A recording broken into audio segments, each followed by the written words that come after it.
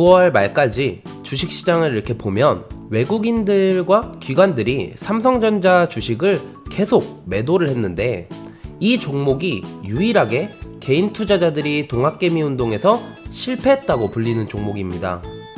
코스피 기준으로 코로나 이후에 바닥에서 괜찮은 종목을 구매를 했다면 최소 30% 정도의 수익을 누릴 수 있었던 개인 투자자들도 삼성전자로는 그렇게 수익을 거두지 못했기 때문입니다. 하지만 과거의 삼성전자 주가의 움직임을 자세히 관찰해보면 한번 마음먹고 올라가기 시작하면 굉장히 가파르게 상승하는 모습을 확인할 수가 있는데요. 2016년부터 2017년 차트를 보면 수직으로 상승을 했던 모습을 관찰을 할 수가 있습니다. 특히 삼성전자가 상승할 때는 나머지 종목들이 전부 지지부진하고 오로지 삼성전자만 오르는 모습이 나타납니다. 또한 삼성전자는 해당 종목이 포함되어 있는 펀드 상품들이 굉장히 국내에 많습니다.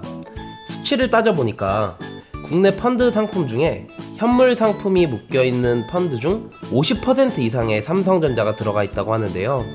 이렇다 보니까 자연스럽게 펀드 구매율이 올라가면 삼성전자의 기관 매수 비율도 올라갈 수밖에 없습니다. 가장 최근인 9월 말 그리고 10월 초에는 외국인이나 기관 투자자들이 삼성전자를 매도하고 있었는데, 이유를 좀 찾아보니까 반도체 사업부 이익 턴어라운드가 원래는 3분기부터 될 거라고 생각을 했는데 이게 내년으로 지연이 됐기 때문인데요. 그래서 주식시장은 늘 미리미리 사두는 선취매가 중요하기에 지금부터 삼성전자에 관심을 좀 가져야 하지 않나 싶습니다. 잠깐 여담으로, 우리가 투자를 하는 데 있어서 증권사 레포트를 많이 참고하실 텐데요. 한편으로는 이에 반대되는 의견을 좀 가지시려고 해야 합니다. 일례로 삼성전자를 담당하는 여러 증권사의 애널리스트들은 지난 7월 31일 거의 모든 증권사의 애널리스트들이 삼성전자에 상향 컨센을 냈습니다.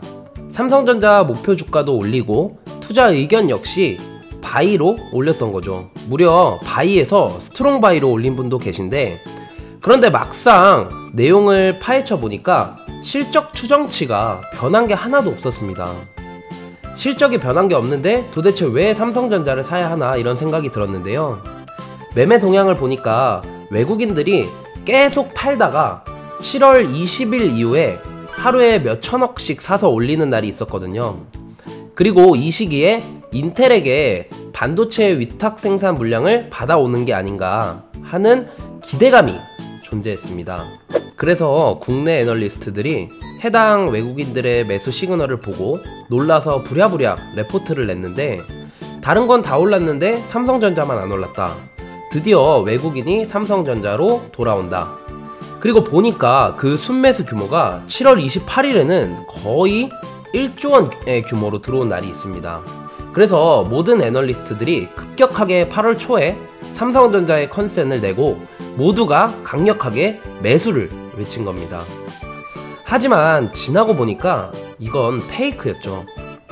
그리고 다시 외국인들은 8월 중순부터 주구장창 팔기 시작했는데, 애널리스트들 역시 굉장히 머쓱해졌을 거라고 생각이 듭니다. 결국 이런 것 때문에 애널리스트들의 의견에 반대되는 의견을 가져보라고 말씀을 드리는 거고요. 무조건 증권사의 애널리스트들의 말이라고 맞는다 라는 건 아닙니다. 물론 그때 당시 7월 말경에 나온 보고서들을 보면 아무런 관점이 없었던 건 아니지만, 투자 포인트로 제시됐던 내용들이 3분기 실적이 괜찮다, 특히 갤럭시 신제품이 나오기 때문에 전자기기 부문 실적이 괜찮게 나올 것 같다라고 했으며, 반도체 D램 가격이 7월까지만 해도 바닥을 다지는 국면이었기 때문에 반등할 거다라는 게 핵심이었습니다. 근데 막상 보니까 반도체는 생산을 해놨는데 출하량이 저조했습니다. 사는 사람이 없으니 그동안 만들어 놓은 재고는 쌓이다 보니까 가격이 떨어지고 있으며, 그래서 최근에 3분기 D램 매출이 생각보다 별로인 상황이 되었습니다. 원래 4분기는 재고 조정을 하는 분기이기 때문에 쌓여있는 재고를 싸게 할인해서 판매하는 분기이기도 하거든요. 그러다 보니까 4분기 역시 D램 가격이 더 떨어질 것이다 라는 우려감이 공존하고 있었으며, 지나고 보니까 이런 이유로 외국인과 기관 투자자들이 삼성전자를 팔았구나 하는 생각이 들었습니다. 사실 코로나 이후에 올해 상반기에는 미국의 대형 IT 기업들이 대규모 서버 증설을 하면서 서버 투자에 필요한 반도체 수요가 늘어나는 게 아니냐 해서 반도체 가격이 일부 반등하긴 했었는데, 지난 1, 2분기에 사재기한 양이 많아서 하반기에는 반도체 수요가 굉장히 저조할 것으로 예상이 되고 있습니다. 그리고 다음 반도체 사재기 사이클은 내년 1월 정도라고 보고 있기 때문에 내년에 빅사이클의 시작이라고들 많이 얘기합니다. 참고로 삼성전자는 여러가지 사업들을 영위하고 있지만 주가를 움직이는 핵심 포인트는 반도체입니다. 왜냐면 반도체 사업부에서 영업이익에 대한 기여도가 가장 높기 때문인데요. 그렇다면 앞에서 말씀드린 것처럼 내년 1분기에 반도체 사이클이 도래하니까 지금부터라도 삼성전자의 주식을 사야 하냐? 라고 물으면 저는 개인적으로 좋게 평가를 합니다. 그 포인트로는 여러 가지가 있겠지만 일단 내년에 반도체 신제품이 나오는데 그게 바로 DDR5라는 제품인데요. 일단 여러 가지 지표들을 보면 DDR5가 출시되고 나서 초기에는 현재 DDR4 대비 50% 이상의 높은 가격 프리미엄이 형성될 것으로 보고 있습니다. 시장에 풀린 물량이 별로 없다 보니까 비싸게 거래될 수밖에 없는데요.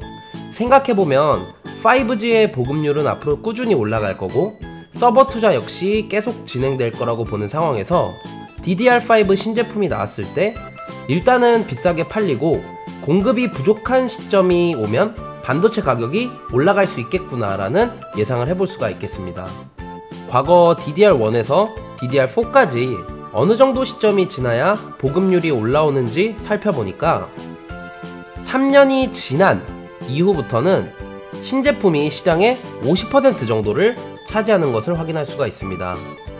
그러니까 1, 2년이 지난 시점에서는 아직까지는 시장에 제품이 많이 깔리지 않았기 때문에 신제품 프리미엄을 받을 수 있다라는 거겠죠. 실제로 DDR1부터 DDR4까지 그래왔고요. 삼성전자가 초호황이었던 2016년에서 2017년도 역시 DDR4가 주도적인 역할을 했습니다. 그에 더해서 2022년에는 자율주행 시장이 커질 거고 여기에는 당연히 반도체가 기본적으로 들어가야겠죠.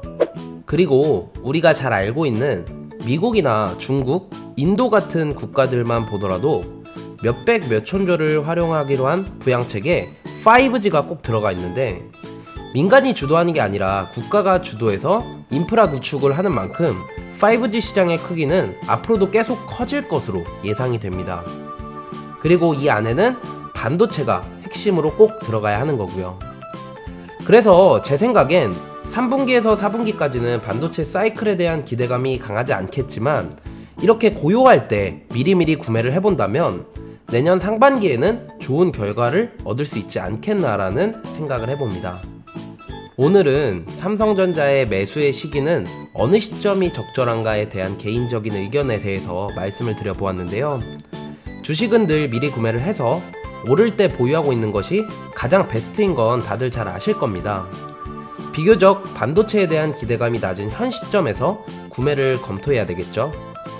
영상이 도움이 되셨다면 구독과 좋아요 부탁드리고 다음 영상에 더욱더 유익한 내용으로 인사드리도록 하겠습니다.